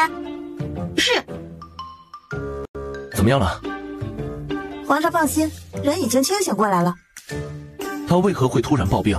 你查到了吗？他为何会突然暴病？皇上还不清楚吗？你也看出是装的了，只是眼下他们人在江国，就算明白了他们的动机，继续装病，那我们也是哑巴吃黄连呢。此事皇上放心，臣妾会处理好的。面对无赖，就要用比无赖更无赖的方法。辛苦你了。哎呀，辛苦什么？那皇上会给补偿吗？他耳尖一红。你要什么补偿？我要去你的寝宫。他心头一动，一双凤眸也亮了亮，连 WiFi， 眼里的光倏的一下熄灭了。他还以为他要的是他呢，想不到念念不忘的终究是他寝殿里虚无缥缈的信号。比起那些能够让他快乐的虚拟的信号，他又算得上什么呢？你去吧，朕白日里在书房，也不在寝宫。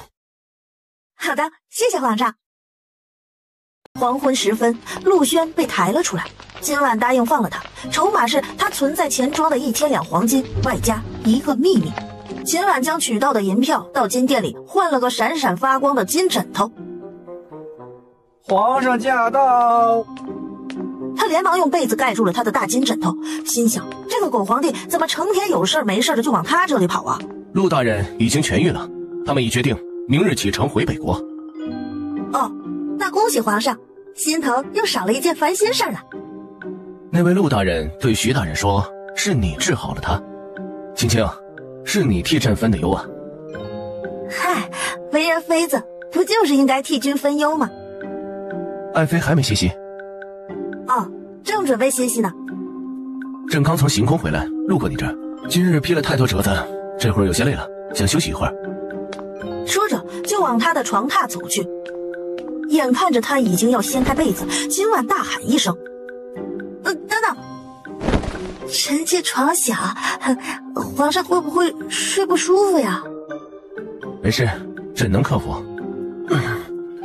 朕先休息一会儿。狗皇帝却在他身侧的位置拍了拍。秦婉犹豫了一下，硬着头皮坐了过去。在识破对方反戈一击之后，还能全身而退。青青，朕很欣赏你，有你是朕的福气。今后有需要的话，你可以随时来朕的寝殿利用信号。朕已经跟侍卫们说过了，不对你设防，也无需禀报于朕。真的？仅仅是对于你。多谢皇上。兴奋之后，秦婉才发现他搂着人脖子呢。抱歉，是臣妾失礼了。这不是失礼，你是朕的爱妃，抱抱朕又怎么了？臣妾怕皇上会不习惯。抱抱就习惯了。说话间，他已伸手把她抱进怀里，低头看她，盯着她的唇瓣。不要对我忽近忽远，我的爱是那么明显。哎呀，今晚不会是要失声了吧？换气。混蛋啊！怎么，被朕亲一口你还委屈上了啊？接着他又像个孩子一样自己笑了起来，看上去心情不错。朕走了，今晚早点睡。他伸手刮了刮他的鼻子，起身。大金枕套不用藏了，那是你自己凭本事赚的，朕又不会跟你抢。金的太硬了，硌头，最好在上面再垫一层软棉布。啊，不是，他怎么什么都知道呀？哎，先不跟你说了，有什么事明日再说，我要回寝宫了啊。在跟谁说话？是我的那位朋友。就是上次那个闯入朕寝宫的朋友。江北宇身上已经换上了香黄色的丝质的单薄寝衣，身材挺拔而颀长，单薄的寝衣下隐约可见饱满的肌肉轮廓。朕记得你之前跟朕说过，你的宝物是你偶然所得，世间罕有，为何你的朋友也有一个？要不臣妾怎么能跟他是朋友呢？嘿嘿，天晚了，臣妾就不影响皇上休息了，先回去了啊。你去哪儿啊？过来，朕有毒吗？让你趋之若鹜的，朕一来你就要走。臣妾只是不想影响皇上休息。朕嫌你烦了，自然会让你退下，不需要你那么自觉。明明不是第一次上他的榻了，可不知为何，自从他上次亲过他之后，就莫名有一点紧张。臣妾还未沐浴，怕脏了龙榻，这就回寝殿沐浴去。坐下。朕嫌你臭了，自然会让你沐浴去，不需要你自己那么自觉。再说了，说话时，他一手拉住他的手腕，又将他拽上了榻，嗓音酥哑。朕什么时候又嫌弃过你啊？秦婉心里的小人在疯狂尖叫，这说的是哪里的玛丽苏古早难煮的台词啊！如果他这个时候在看话本子，兴许会流着口水来一句：“我是土狗，我爱看。”但此时此刻，他只想喊救命。可毕竟是古人啊，还是个皇帝，他是不能对他动真感情的。他现在只想回家，回到他所属的时代。如果一旦对他动了真感情，依他的性子，他不知道会面对一场怎样的毁天灭地的灾难呢？要是不愿意跟朕在一起待着，你就回去吧，朕不喜欢强迫别人。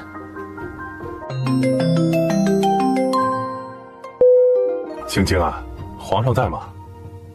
皇上，冷将军找你。你有何事要报？皇上，臣府上的先生今日夜观星象，推算近日江南一带会有暴雨，可能引发洪涝，希望皇上尽快让沿江一带的官府疏通河道，修筑堤坝，并尽快转移低洼处的百姓。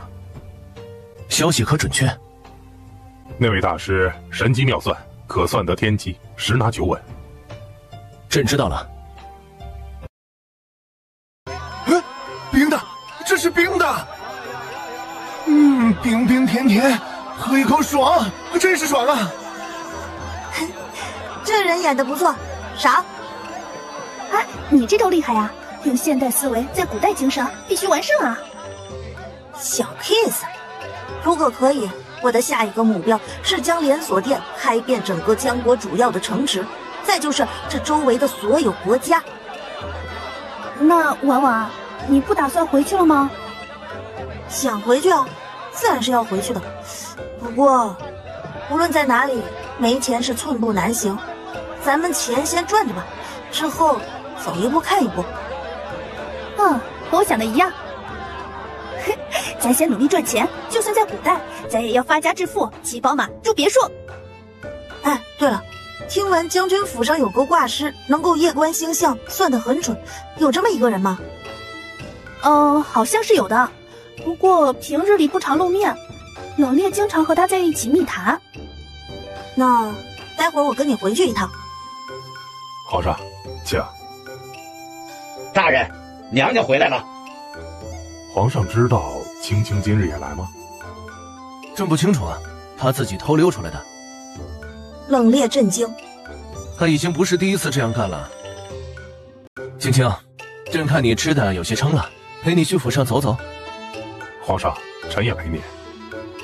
闻言，害怕皇上暗地里问责青青私自出宫的事儿，冷冽也背着手跟在他们身侧。我记得小时候这片地方还不在我们府邸中，这片荷花池也没那么漂亮。我和哥哥经常来这里抓虾、摘莲蓬，小时候踩着一裤脚的泥巴回去，是吗？一旁负着手的江北宇忽然转过头看了他一眼，神色微妙，不知在想什么。都过去这么久了，你还记得？可我记得有一阵子你不是把小时候的事全忘了吗？闻言，秦婉感觉到好像有人拿着一根弦靠近他耳朵边弹了一下，脑袋里嗡的一下，好像有什么东西炸开了。怎么看你心不在焉的？没有。今日钻了几个狗洞啊？臣妾才没有钻狗洞呢。哦，那你又是怎么偷溜跑出宫的？秦婉扁了扁嘴，低下头不说话。朕还没罚你，怎么你自己个儿还委屈上了？你想罚就罚，我认。打板子你也认吗？人啊。有一种办法可以抵消。什么办法？20大板子，签证一下就抵消一下。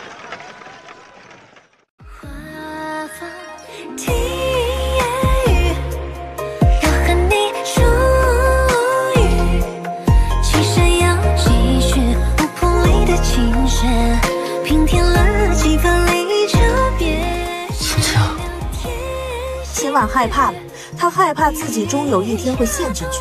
可是她终归不属于这里，更不可能将自己托付给这个男人。皇上说过的，不喜欢强迫别人。现在这又是在干嘛？江北雨先是震惊，接着心头涌上了一阵寒意。其实他不喜欢他，从前的一切，还有他那些情话，全都是在虚凤假凰。冷青青，你是朕的妃子，哪怕朕今日在这马车里要了你都无可厚非，知道吗？你说过你是爱朕的，朕之前没有碰你，是因为朕还没有喜欢你，或者说没到这个程度。朕现在喜欢你了，愿意碰你了，你来跟朕玩这一套，朕到底哪里对你不好，哪里对不起你了，让你这样子嫌弃朕？对不起皇上，今日是臣妾状态不好。虽然演不下去了，但他也不想让这一切搞得太僵。你曾经对朕说过，爱要双向奔赴才有意义，愿意等到朕也喜欢你的那天。这句话也是骗朕的吗？抱歉。停车，下去。秦婉转身回了将军府，看到他去而复返，冷冽很诧异。不过看他脸色不好，并没有说话。啊，你怎么回来了？和狗皇帝吵架了？我和狗皇帝之间应该完蛋了。他把刚才发生的事情说了一遍，马叔叔满脸惊讶。唉，心疼狗皇帝3秒钟啊！那样的一个纯情 boy 被你骗到一半不骗了啊！你倒是继续骗下去啊，伤人家心啊！继续骗，我就要搭进去了。就像你开车，明明看见眼前是一条沟，你还会继续吗？我们都不是这个时代的人，我们没有一刻不想着要离开。悬崖勒马，回头是岸，对自己负责，也是对他人负责。那你先休息一会儿吧，我去给你倒杯茶。那位先生已经离开了，就在你们刚刚离开的时候。何时再来？那位先生本就居无定所，四海为家，来冷府只是暂时落脚，外出云游是常事。你找他有什么事儿啊？秦婉的神色落寞下来。你别难过，你找他有事儿，我再派人去寻他就好了，或者他也可能会再次回来。谢谢哥哥。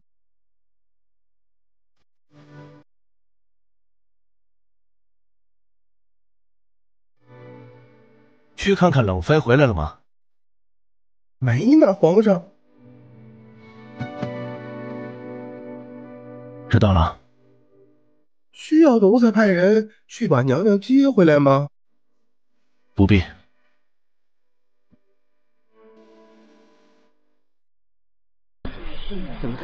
掌柜的，烟被砸了。有人说昨天和老婆在打茶闹肚子，带了几个人，不由分说的就把我的店砸了，小娇还受伤了。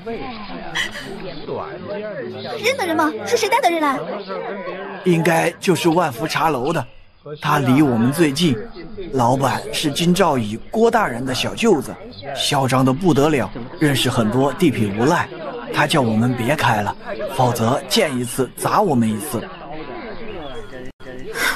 岂有此理！堂下何人？见到本官为何不跪？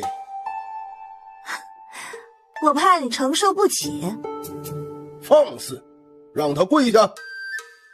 我膝盖不好，弯不下来，还望青天大老爷体谅。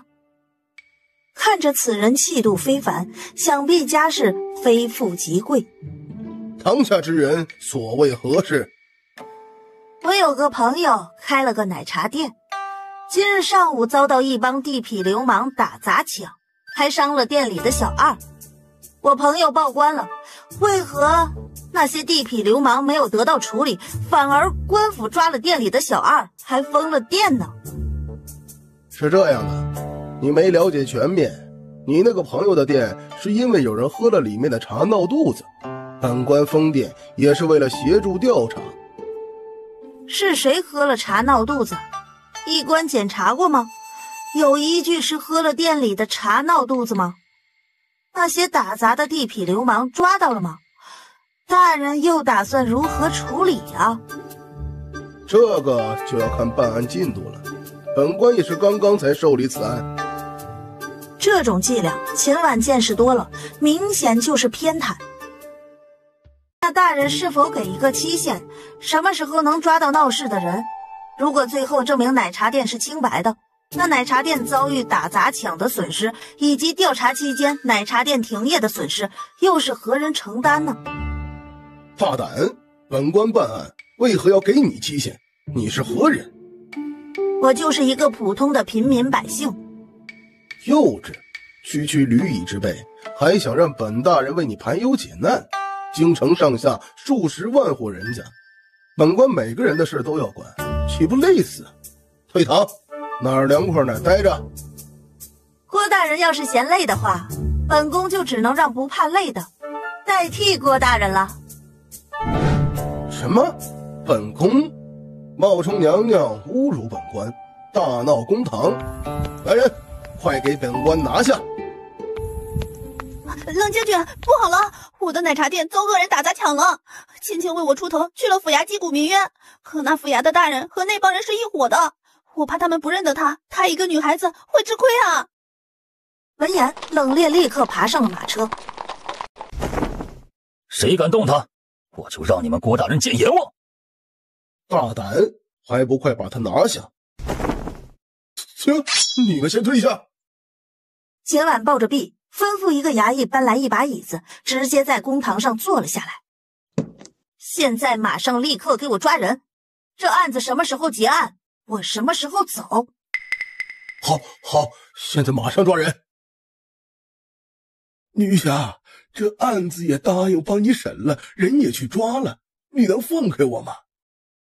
不能。你就横吧，等我救兵来了，你们两个敢大闹公堂的，一个也跑不掉，诛你9族！大胆刁妇，居然敢威胁京兆尹大人！现在放下兵器，速速投降，还能从轻判。谋害朝廷命官，可是抄家诛9族的重罪。谁要抄我家，诛我9族啊？郭大人搬来的救兵正是冷冽的下一级巡城官杨大人。老妃娘娘，京兆府郭大人玩忽职守，与地痞流氓沆瀣一气，愚弄百姓，本宫要彻查。下官一定彻查，带走。青青，没事吧？嘿嘿，没事了，解决了。此事我会向他的上级弹劾。那我的店呢？还有没有人赔了？赔？放心，一个也跑不了。都敢欺负到我的人头上了。哎，青青啊，你刚才是怎样制住他们的呀？我们都还没来，你就让人把那个郭大人抓起来了。我们这一路上呀，都担心死了，生怕你受人欺负。秦婉心想，还能怎样？自然是搬出冷妃的身份呗。不用不知道，一用吓一跳，居然不知道这个身份原来这么牛。皇上，臣有事禀报，城中一奶茶铺子被砸，与另一茶楼系营业纠纷。该茶楼的老板是京兆府郭大人的一位远亲。郭大人在办案时的确有所偏袒，但事后茶楼老板已及时赔礼道歉，并补偿了损失。刘大人很闲，这种鸡毛蒜皮的小事跟朕说什么说？啊，此事牵扯到了冷妃娘娘，因为不巧，那位奶茶铺老板刚好是冷妃娘娘的朋友。冷妃娘娘听闻此事大怒，大闹公堂不说，立刻让人抓捕了郭大人。如今2、3日已经过去了，郭大人仍在牢中，臣想说，郭大人办案时有所偏袒固然不对，但茶楼老板已经赔偿损失，并已道歉了。如今由于郭大人被抓，京兆府里很多事务堆积着，无人处理，可否恳请冷妃娘娘能息怒，大人有大量，放了郭大人？